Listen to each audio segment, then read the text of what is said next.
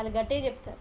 అందుకనే ఈ మనస్సు, ఈ శ్వాస, ఈ మనస్సుని మనం లేకుండా చేసే శక్తి శ్వాసలో పెట్టిండండి దేవుడు. భగవంతుడు ఇవన్నీ ఇచ్చి మరి నన్ను చేరుకుని, ఇప్పుడు మనిషికి మాత్రమే మాధవుడయ్యే ఛాన్స్ ఉంది అంటే మార్గం పెట్టినట్టే కదా. పెట్టకపోతేనైతే ఈ మాట అయితే చెప్పడు కదా.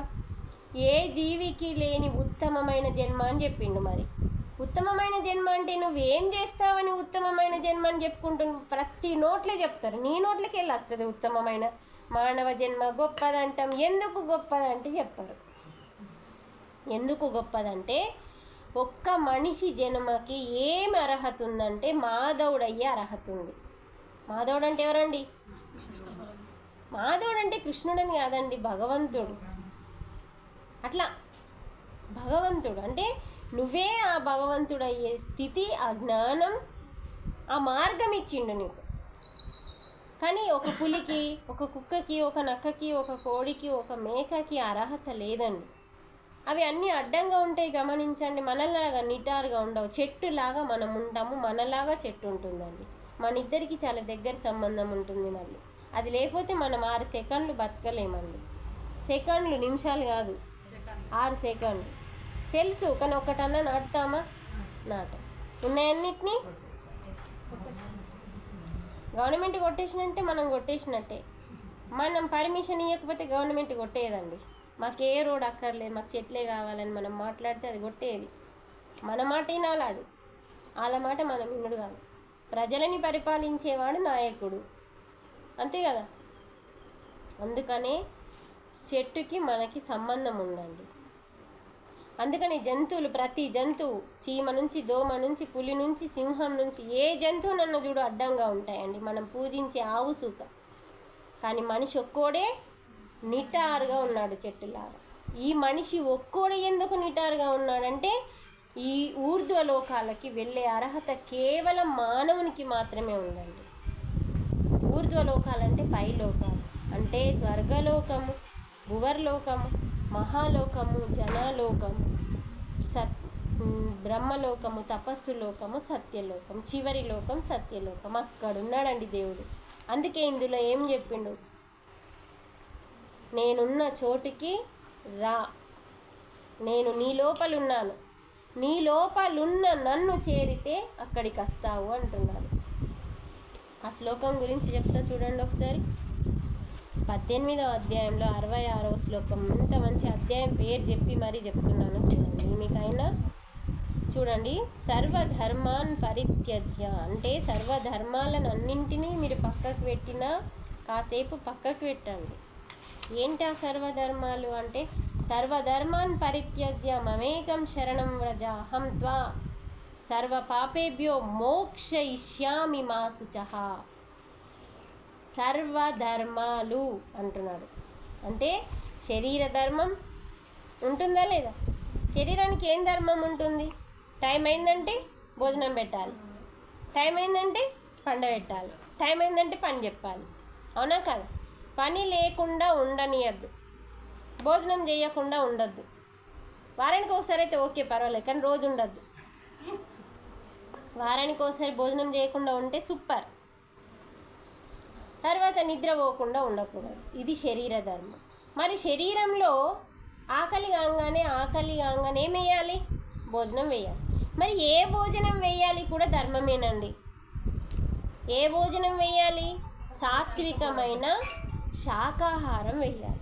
ఇది శరీర ధర్మం. మీరు పాటించట్లేదు. పాటిస్తున్నారా చెప్పండి?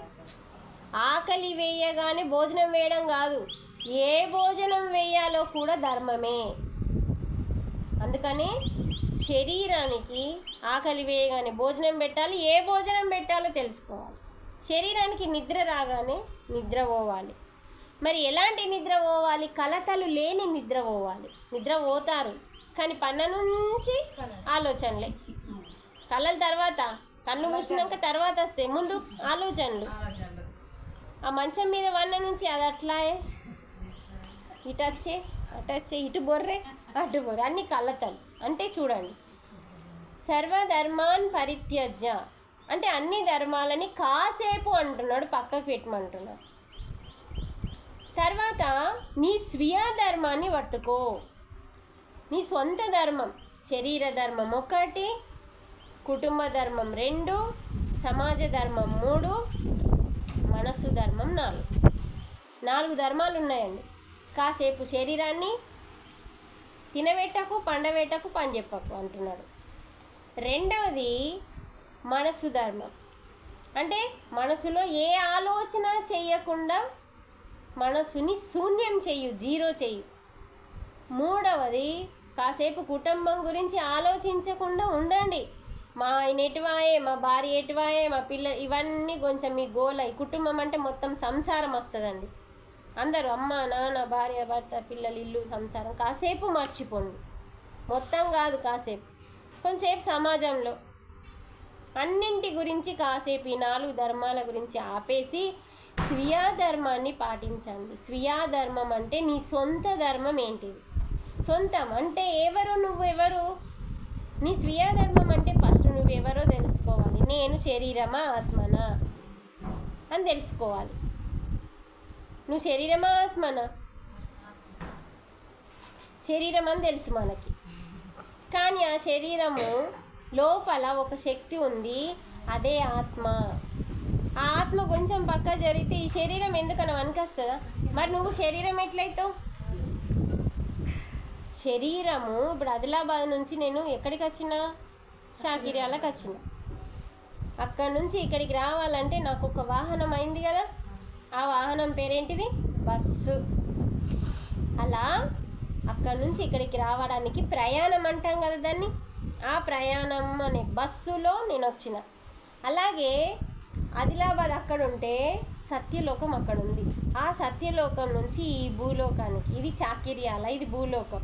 ఇక్కడికి నువ్వు రావాలంటే ఇది ప్రయాణం. అంటే ఈ శరీరంలో నువ్వు సొచ్చి ఆ బస్సులో నేను వచ్చినట్టు ఈ శరీరం లోపల ఆత్మ లోపలికి చొచ్చి ఇక్కడికి వచ్చిందండి. ఇది ఒరిజినల్. బస్సు లోపలికే కదా నేను వెళ్ళింది. అలాగే ఈ శరీరం లోపలికి ఎవరు వచ్చిందంటే సత్యలోకంలో ఉన్న ఆ పరమాత్మ యొక్క అంశ నువ్వు.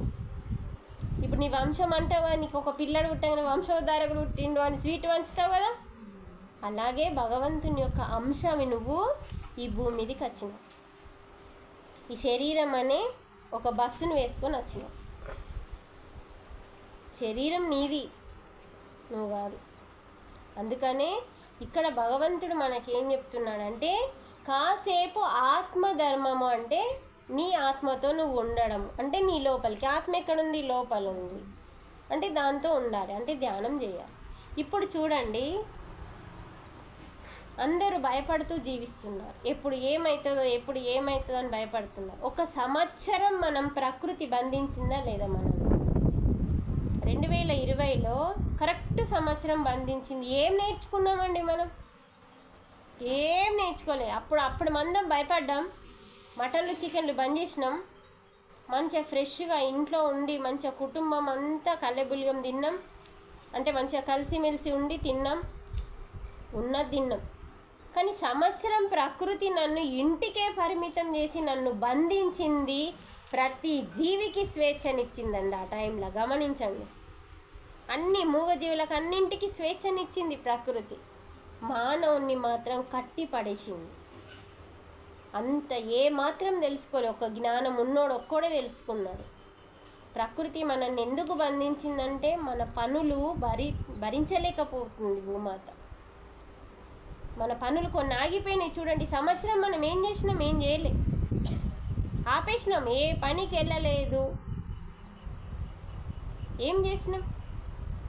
ఏ పాపం చేయకుండా ఆపేసినాం 1 సంవత్సరం.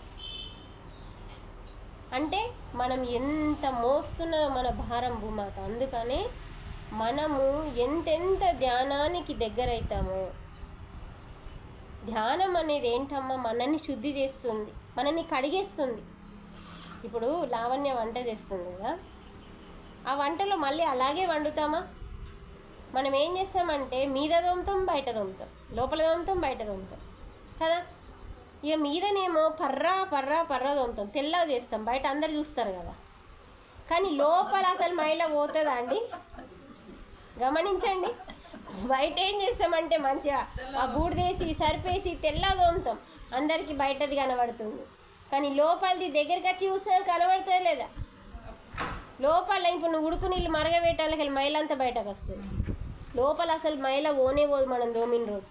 అలాగే మన లోపల మన దగ్గరికి వచ్చినాక మన లోపల ఎంత మైలు ఉందో మనకు తెలియదు పక్కోనికి.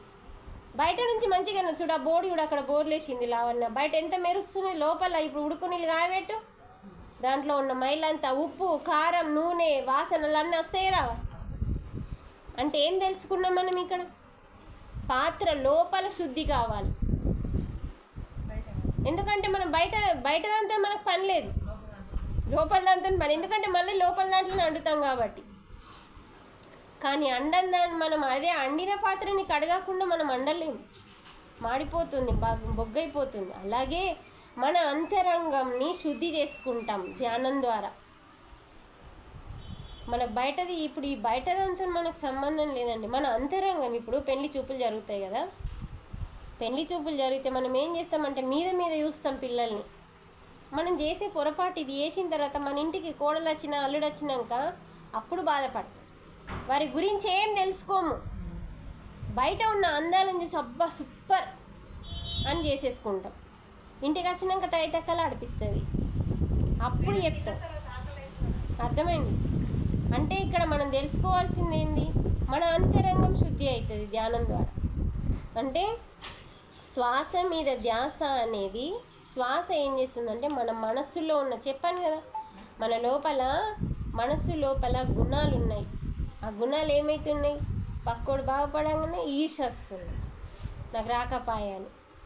వాళ్ళు మంచిగా ఉన్నంటే ద్వేషం వస్తుంది. ఇవన్నీ గుణాలు మన లోపల ఉన్నాయమ్మ. అవి ఉన్నాయి, ఎందుకున్నాయి? మన ఈ యొక్క యుగాన్ని రాక్షసుడు పరిపాలిస్తున్నాడు కాబట్టి. అమ్మ మంచిగా ఉంటే బిడ్డ మంచిగా ఉంటాడు, అమ్మ బూతులు మాట్లాడితే బిడ్డ కూడా బూతులే నేర్చుకుంటాడు. అలాగే ఈ ప్రపంచాన్ని యుగాన్ని ఎవరు పరిపాలిస్తున్నారంటే దేవుడు కాకుండా రాక్షసుడు పరిపాలిస్తున్నాడు. అందుకనే మన అందరి మనసు లోపల ఏమున్నాయి? రాక్షసుని గుణాలు ఉన్నాయి. మనం ఏం చేయాలా?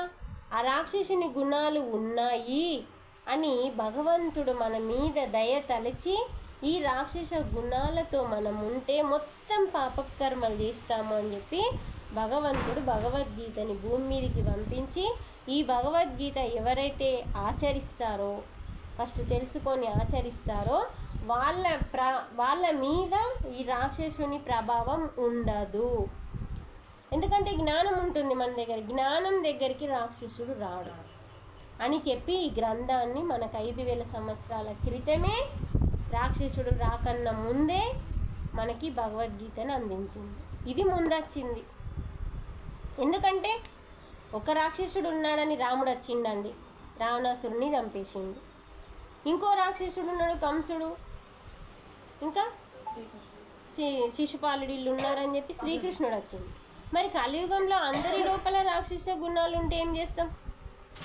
ఎంతమందిని చంపుతామని చెప్పి సాక్షాత్తు భగవంతుడు ప్రతి ఒక్కరి అంతరంగంలో ఉన్న రాక్షసుల్ని కాదు మనుషుల్ని కాదు చంపాల్సింది, వారి లోపల ఉన్న రాక్షస గుణాలని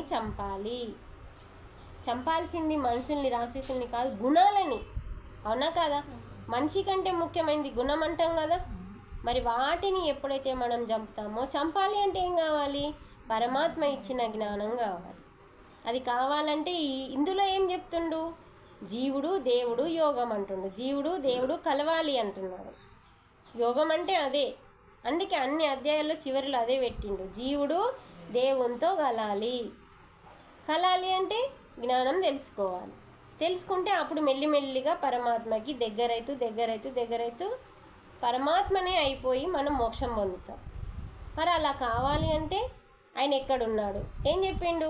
అహమాత్మ సర్వభూతాశయ స్థిత, మీ లోపలనే నేనున్నాను, అందరి లోపల నేనున్నాను కాబట్టి మీ లోపలికి రండి, మీరు నన్ను చేరండి అంటున్నాడు. ఎంత ఈజీగా చెప్తున్నాడండి, మీరు నన్ను చేరండి. మీరు బయట వెతుకుతున్నారు, బయట ప్రాణంతో లేడు, జడం, ఇందులో ఉన్నాడు అన్నిట్లో ఉన్నాడు, కానీ జడంలో కదలడు, కానీ లోపల కదులుతున్నాడు. నీలో ఉన్న ప్రాణం ఉందా లేదా? ఉంది కాబట్టి అటు పోతున్నావు ఇటు పోతున్నావు కదులుతున్నావు అంటే ప్రాణంతో ఉన్నాడు నీ లోపల. ఆ పరమాత్మని చేరుకోవాలంటే నీ లోపలికి వెళ్ళాలి. అందుకే మనం ధ్యానం చేయాలి. అర్థమైందా?